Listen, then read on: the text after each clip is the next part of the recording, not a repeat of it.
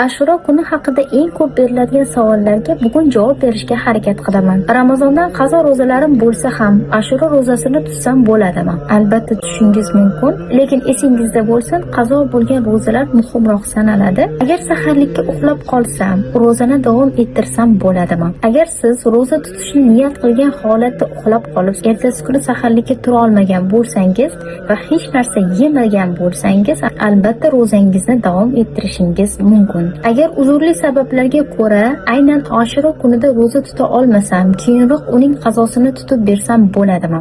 Afsuski, Ashuro kunining qazo ro'zasi yo'q.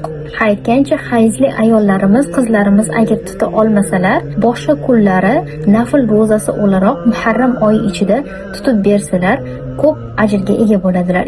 Ashuro kuni haqida eng ko'p beriladigan savollarga bugun javob berishga harakat qilaman. Ramazondan qazo ro'zalarim bo'lsa ham Ashuro ro'zasini tutsam bo'ladimi? Albatta tutishingiz mumkin, lekin esingizda bo'lsin, qazo bo'lgan ro'zalar muhimroq sanaladi. Agar saharlikka uxlab qolsam, ro'zani davom ettirsam bo'ladimi? Agar siz ro'za tutishni niyat qilgan holatda uxlab qolib, ertasi kuni saharlikka tura olmagan bo'lsangiz va hech narsa yemagan bo'lsangiz, albatta ro'zangizni davom ettirishingiz mumkin. Agar uzrli sabablarga ko'ra aynan Ashuro kunida ro'za tuta olmasam, keyinroq uning qazosini tutib bersam bo'ladimi?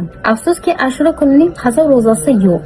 Aytgancha hayzli ayollarimiz, qizlarimiz agar tuta olmasalar, boshqa kunlari nafl ro'zasi o'laroq Muharram oyi ichida tutib bersalar, ko'p ajrga ega bo'ladilar.